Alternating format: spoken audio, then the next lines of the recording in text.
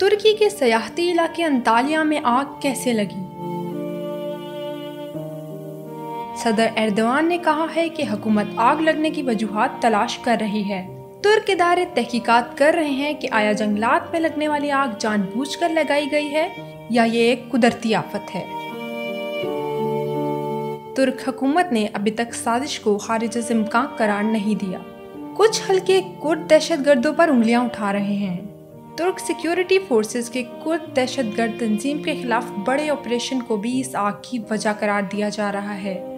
तुर्क security forces ने न सिर्फ तुर्की बल्कि हमसाया ममालिक शाम और शुमाली इराक में दहशतगर्दों के खिलाफ ऑपरेशन तेज कर दिया है। कई वज़रा ने कुर्द दहशतगर्दों पर इल्ज़ाम लगाया है कि उन्होंने जंगल में आग जानबूझकर लगाई है।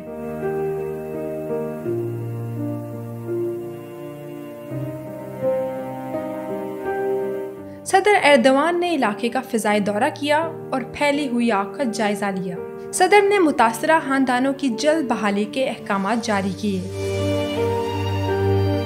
अंतालिया में लगी आग 30 शहरों तक फैल चुकी है। आग पर काबू पाने के लिए 10,500 से ज़ायद फायर फाइटर्स अपनी जान जोखिम में डालकर आग कंट्रोल करने की कोशिश कर रहे हैं। आग कंट्रोल करने के लिए 45 हेलीकॉप्टर्स और 6 हवाई जहाज भी हिस्सा ले रहे हैं। आग बुझाने के लिए 1000 से ज़ायद स्प्रिंकलर्स, 280 टैंकर्स और फायर फाइटर्स की गाड़ियां काम कर रही हैं। आग ने न सिर्फ इंसानों बल्कि जानवरों और जंगली हयात को भी खासा नुकसान पहुंचाया है। आग रिहायशी इलाकों तक पहुंच गई। हजारों घर जलकर राख हो चुके हैं। लोगों को महफूज मकामात पर मुंतकिल कर दिया गया है।